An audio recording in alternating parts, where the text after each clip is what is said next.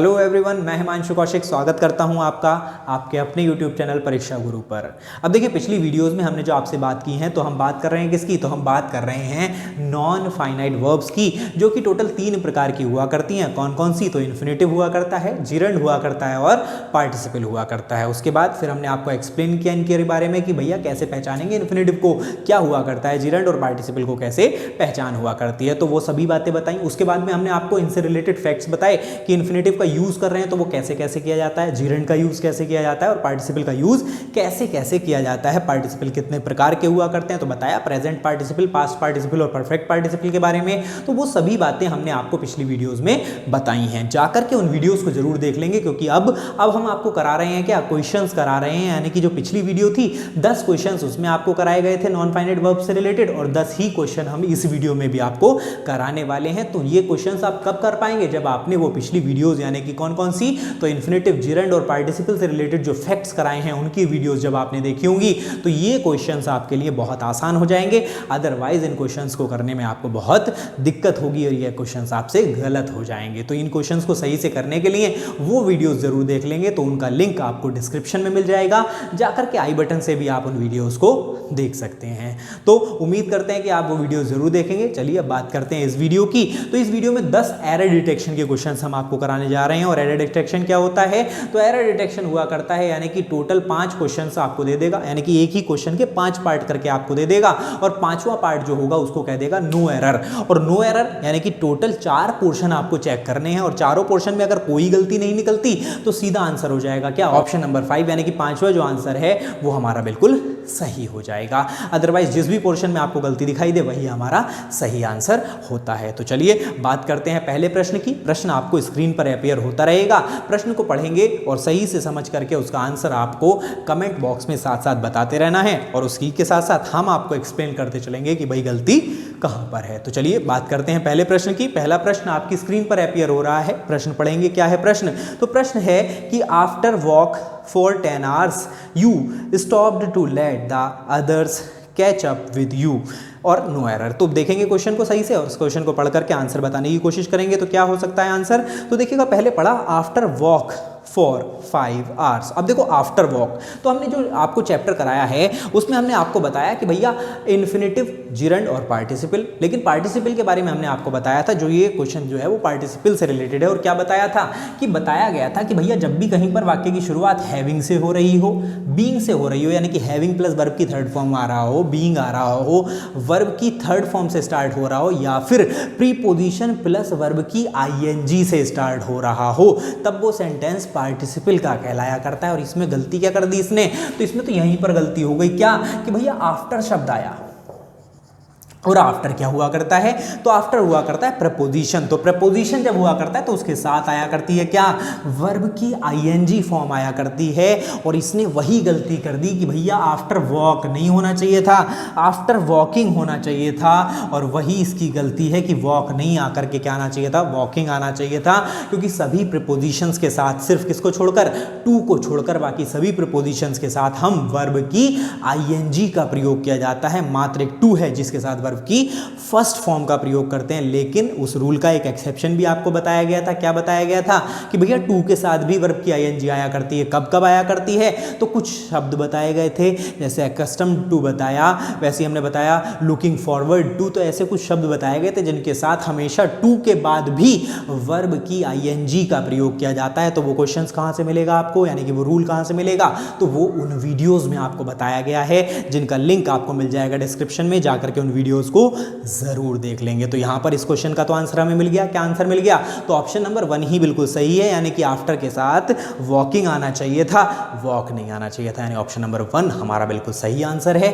अगले क्वेश्चन की तरफ बढ़ते हैं। अगला प्रश्न आपकी स्क्रीन पर अपीयर हो रहा है, प्रश्न को पढ़ेंगे और सब जवाब बताएंगे कमेंट बॉक्स में। क्या है प्रश्न, कि the bus began to make an extraordinary noise, so I stopped to see what it was, यानी कि सेंटेंस क्या आया कि द बस बिगन, यानी कि बस ने शुरुआत कर दी किसकी, टू मेक। अब देखो BEGAN आ रहा है, यानी कि वर्ब आ रही है और वर्ब के बाद फिर मेक दूसरी वर्ब आई, तो दोनों वर्ब को सेपरेट तो करना ही था, तो उसने बीच में क्या किया, तो टू लगा दिया और टू के साथ वर्ब की फर्स्ट फॉर्म आती है और मेक जो है वो वर्ब की फर्स्ट फॉर्म ही हुआ करती है, तो यानी इन्फिनेटिव का प्रयोग कर लिया गया, कोई गलती नहीं, बिल्कुल सही है। आगे चले, एन एक्स्ट्रा ऑर्डिनरी नॉइज, तो कोई बात नहीं, ये तो भैया नाउन और एडजेक्टिव आ रहे हैं, इसमें तो कोई दिक्कत है ही नहीं। फिर आगे चले, सो इसलिए फिर हुआ क्या, आई स्टॉप्ड, मैंने रोक दिया, तो भैया जब पहला सेंटेंस पास्ट में था तो उसने ये भी पास्ट में बना दिया, कोई दिक्कत नहीं यहाँ पर भी। आई स्टॉप्ड टू सी, तो टू के बाद वर्ब की फर्स्ट फॉर्म, यहाँ पर भी कोई समस्या नहीं। व्हाट इट वाज, अब व्हाट के साथ इट आ रहा है, वाज बाद में आ रहा है, यानी कि इंटेरोगेटिव भी नहीं बना, बात ये भी सही, यानी कि वाक्य में कोई गलती है क्या, तो वाक्य में कोई भी गलती नहीं है, यानी कि वाक्य का आंसर क्या हो जाएगा, तो वाक्य का आंसर हो जाएगा नो एरर, कोई गलती नहीं है, वही हमारा बिल्कुल सही जवाब हो जाएगा। तो उम्मीद करते हैं बात समझ में आ गई होगी। बात करते हैं अगले सेंटेंस की, तो देखो नो एरर भी क्वेश्चन में आपको मिल सकते हैं और ज़्यादातर गलतियां यहीं पर होती हैं कि हम सेंटेंस में गलतियां ढूंढते रह जाते हैं और एक्चुअल में सेंटेंस में होता क्या है, नो एरर होता है। तो नो एरर वाला क्वेश्चन ज़्यादा डिप्लोमेटिक हो जाया करता है और उसको जानने के लिए कि भैया नो एरर है या नहीं, तो आपको सभी रूल याद होने चाहिए। अगर आपको सभी रूल याद नहीं हैं तो वहाँ पर आपको प्रॉब्लम रहेगी कि आपको पता ही नहीं चलेगा कि नो एरर है कि नहीं है। ठीक, तो रूल्स को याद करते चलेंगे, पिछली वीडियोस देखते चलेंगे। बात करते हैं अगले सेंटेंस की। अगला सेंटेंस है क्या, तो पढ़ेंगे सेंटेंस कि he was a miser son who never spend a penny on his own children, no error. तो फिर से भाई 5 ऑप्शन है, 5वां ऑप्शन नो एरर है, बता दो जरा क्या आंसर हो जाएगा। तो पढ़ के देख लेते हैं कि ही वाज अ माइजर सन। अब माइजर सन क्या होता है, ये माइजर सन आया। माइजर सन क्या होता है भैया, तो माइजर कहते हैं कि इसको कंजूस बेटा। अब कंजूस बेटा था या फिर कंजूस, अब लड़के की बात कर रहा है, यानी कि पिता कंजूस होगा तभी तो उसका बेटा कंजूस नहीं होगा, यहाँ पर पिता कंजूस होगा और कंजूस पिता का पुत्र है कोई। तो यहाँ पर देख लेंगे एक बार फिर से कि he was a miser son who never spend a penny on his own children. तो देखो अगले वाले वाक्य ने क्लियर कर दिया कि भैया कंजूस कौन है, तो पिता कंजूस है और पिता कंजूस है यानी कि माइजर सन नहीं होना चाहिए था, माइजर्स सन होना चाहिए था, यानी कि कंजूस पिता का पुत्र है। तो यानी कि यहाँ पर क्या होना चाहिए था, तो भैया माइजर की जगह हो जाना चाहिए था क्या, माइजर्स सन हो जाना चाहिए था, यानी कि कंजूस का बेटा है, यानी कि he was a miser son who never spend a penny, penny कहते हैं यानी कि चवन्नी को, penny on his own children, यानी कि खुद के बच्चों पर भी चवन्नियाँ भी खर्च नहीं करता। तो वहीं पर गलती थी, यानी कि भैया माइजर नहीं होना चाहिए था, माइजर्स सन होना चाहिए था, वही गलती थी, यानी कि कौन से पोर्शन में, ऑप्शन नंबर 2। बात कर लेते हैं अगले की। अगला सेंटेंस देखेंगे, सेंटेंस को पढ़ेंगे और जवाब बताएंगे। कमेंट बॉक्स में क्या आया कि the NGO provides a free meal daily to them who live below the poverty line in rural areas। तो गलती क्या है, तो फिर से पढ़ लेंगे एक बार कि the NGO provides a free meal daily to them थोड़ी ना आना चाहिए था, क्या आना चाहिए था, to those, THOSE, to those, यानी उन लोगों को फ्री में मील दे देता है, to those who live below the poverty line in rural areas, यानी कि खाना दे दिया करते हैं, बिलो पॉवर्टी लेवल जो जी रहे हैं उनको खाना दे दिया करते हैं, यानी कि टू के बाद क्या आना चाहिए था, देम ना करके क्या आना चाहिए था, दोज आना चाहिए था, और वही हमारी गलती है, यानी कि गलती हो गई कौन से पोर्शन में, तो ऑप्शन नंबर 2 हमारा बिल्कुल सही जवाब हो जाएगा। बात समझ में आ रही है, तो समझ में आ रही है तो चलिए करके दिखाइए अगला प्रश्न। अगला प्रश्न आपकी स्क्रीन पर अपीयर हो रहा है, प्रश्न को पढ़ेंगे और जवाब देंगे सेंटेंस का। क्या है प्रश्न कि Sita does not approve of her husband working as a clerk, no error। तो क्या गलती है, फिर से पढ़ लेंगे कि सीता डज नॉट, अब डज आ रहा है, सीता डज नॉट आ सकता है कोई दिक्कत नहीं, लेकिन डज के साथ वर्ब की फॉर्म कौन सी लगती है, फर्स्ट फॉर्म, तो उसने लगाया हुआ है अप्रूव, अप्रूव वर्ब की फर्स्ट फॉर्म है, कोई समस्या नहीं। ऑफ बिल्कुल ठीक। हर हस्बैंड वर्किंग, अब हर हस्बैंड वर्किंग, तो भैया गलती यहीं पर हो गई, हस्बैंड के साथ वर्किंग अगर आ रहा है तो वर्किंग तो वर्ब की की आईएनजी है, यानी कि क्या है ये, जीरंड है। और बताया गया था रूल, आपको क्या बताया गया था कि भैया जब भी कहीं पर इस तरह से जीरंड का प्रयोग हो रहा हो ना, तो जीरंड से पहले जब भी नाउन और प्रोनाउन आएगा तो वो किस केस का होना चाहिए, पजेसिव केस का होना चाहिए। और इसने सिर्फ हस्बैंड लगा रखा था, तो हमने क्या किया, एपोस्ट्रॉफी एस लगा दिया ताकि ये पजेसिव केस का बन जाए। तो नाउन भी पजेसिव केस का इस्तेमाल करते हैं, और अगर यहां पर प्रोनाउन भी आ रहा होता तो वो भी किस केस का इस्तेमाल होता, पजेसिव केस का। यानी कि गलती कहां पर थी, तो हस्बैंड्स वर्किंग, वही गलती थी, यानी कि हस्बैंड में एपोस्ट्रॉफी एस लगना चाहिए था। पोर्शन नंबर 3 गलत था, उसी में हमारी गलती थी। आंसर हो जाएगा ऑप्शन नंबर 3। बात कर लेते हैं अगले सेंटेंस की, और अगला सेंटेंस आपकी स्क्रीन पर अपीयर हो रहा है। सेंटेंस देखा कि ही प्रीफर्ड।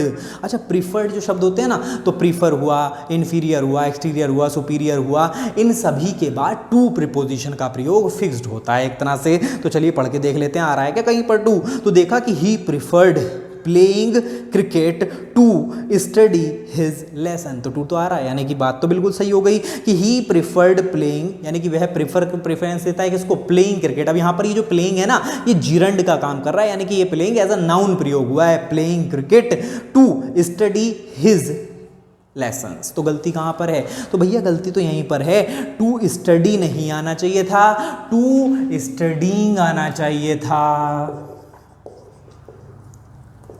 तो टू स्टडीइंग आना चाहिए था, यानी गलती वहीं पर है, स्टडीइंग आना चाहिए था। क्यों, क्योंकि जब भैया प्रिफर्ड के साथ प्लेइंग क्रिकेट आ रहा है तो आना भी तो आगे टू स्टडीइंग ही चाहिए था भैया। जब वहाँ पे आईएनजी आ रही है, यानी कि वहाँ पर आपने जीरंड का प्रयोग किया है, तो यहाँ पर भी टू प्लस वर्ब की आईएनजी का प्रयोग होगा। और वैसे भी प्रिफर्ड टू जो शब्द हुआ करता है उसके साथ वर्ब की आईएनजी का प्रयोग किया जाता है। और वही यहाँ पर गलती थी कि टू स्टडी नहीं आना चाहिए था, क्या आना चाहिए था, टू स्टडीइंग आना चाहिए था, और वही हमारी गलती हो गई। बात समझ में आ गई है, तो बात समझ में आ गई है तो करिए अगला प्रश्न।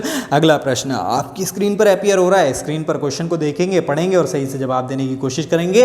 कमेंट बॉक्स में बताइए प्रश्न क्या है। तो प्रश्न है, she said that she would die rather than to beg. तो क्या गलती है, तो दोबारा पढ़ लेंगे कि शी सेड दैट। अब की बात देखो, सेंटेंस इनडायरेक्ट का है एक तरह से, तो शी सेड, उसके बाद दैट आ गया, शी विल का वुड कर दिया, कोई दिक्कत नहीं, डाई यानी कि वह मर जाएगा, रेदर देन टू बैग यानी कि भीख नहीं मांगेगा, मर भली जाए। तो भैया जब तुमने देन लगा दिया तो उसके बाद टू लगाने की क्या मतलब है, तो देन के बाद टू थोड़ी ना आएगा।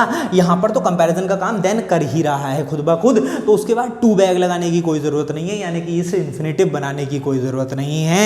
यानी सेंटेंस होना चाहिए था क्या, कि she said that she would die rather than beg, यानी कि मर जाएगा, भीख नहीं मांगेगा, भीख मांगने की जगह मर जाएगा। तो वहीं पर गलती है कौन से पोर्शन में, तो पोर्शन नंबर 4 में गलती है, यानी बैग से पहले टू का प्रयोग नहीं होना चाहिए था, और वही हमारा गलती है। बात समझ में आ गई। अच्छा, इस सेंटेंस में ये जो वुड के साथ वर्ब की फर्स्ट फॉर्म और रेदर आया है, तो उसके बाद देन का प्रयोग जो हुआ है ना, वही कंपैरिजन का काम कर रहा है, यानी कि देन जो है वही कंपैरिजन कर रहा है, उसमें टू लगाने की जरूरत नहीं थी।